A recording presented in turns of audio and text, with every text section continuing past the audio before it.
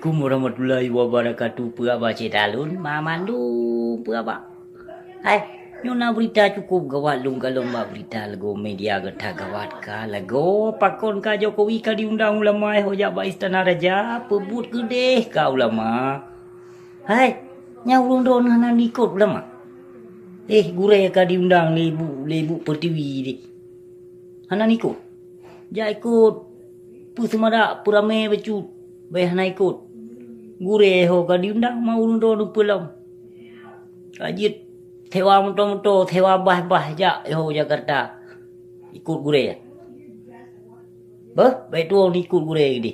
Ilung mana lu ikut. Gure dalim mana pule lu ikut. Dan halun mu gure api. Yang rundo nu ikut. Baik pakat ulun si keluarga nu mendung. Lung baik nu pakat. Hana tua. Ilung bah lu lawan mentong ulama tu. Okey, terima kasih dalam doa. Assalamualaikum. Assalamualaikum warahmatullahi wabarakatuh. Pehaba saudara kamu rumpuk long tanya bak video abu si urang gasin. Lagak tak dunia media kanyo. Nanenging ulama umara mandum kamu sapat bak pintu penguasa. Yang nepreh mentong. Nepreh sabuh masa. Acehnya nakang gelungkop lom si gotu li Allah. Aceh akan gebi kutuk si gotu li Allah. Nangrus ramo Mekah. Hancur tak ka? Hancur tak. Mamandum hancur. Hancur nanggro but penguasa. Hancur akidah but perti umara. Nyo katruh masa hai si dalam tuah.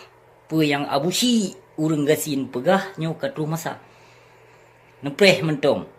Aceh mucuhu mano darah sampai gedodo tu tengok. Aceh akan nemu perang sampai gedodo tu.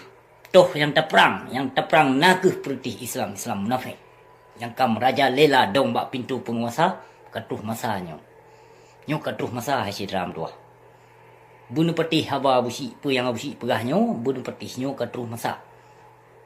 Tanyo kemungkinan akhir tahun 2019 nyo ataupun leh pemilu kemungkinan Aceh perang ataupun segolong pemilu nyan nemat su abusi urang gasinyo pe yang abusi pegah hancur ke Aceh hancur akidah hancur dathat hana soli pakau mandum kabih lalo ngan bak pintu penguasa mandum hasidram tua hancur binasa kalinyo hom nu nyan pokoji abusi kalau hipegah sikret dua krek nana dengo nu trimo nasi hana na dengo pis hana perkara nyopo yang abusi pegah akan teka teman dia ceh trimo nasi dalam tuah. Assalamualaikum warahmatullahi wabarakatuh.